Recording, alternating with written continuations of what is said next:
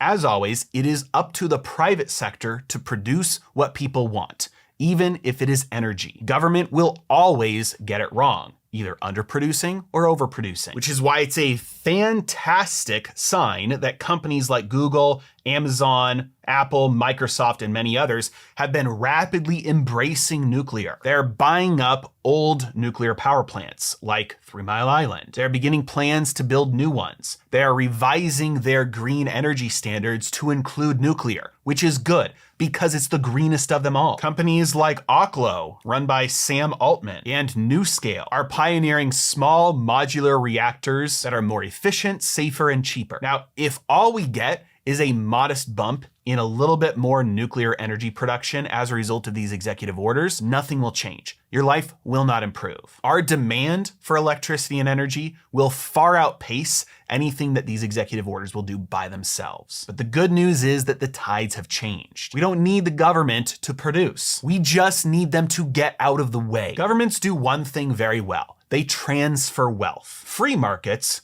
do one thing very well. They produce wealth. And considering that wealth is stuff, wealth is the things that people want and need, and energy is certainly the most fundamental thing that people want and need, you wouldn't want anybody in charge of producing energy, like electricity, besides the free market. And given the correlation between energy consumption and wealth is basically 1 for 1, they're essentially the exact same thing, it means we should let the free market do what it does best: produce. In this case, electricity, in the way that people want, which is nuclear. And while these executive orders themselves won't do much, they do signal a tide change. That individuals and companies will be able to be free to build and produce and consume the things that they want. And that gives me some reason to be optimistic about the future.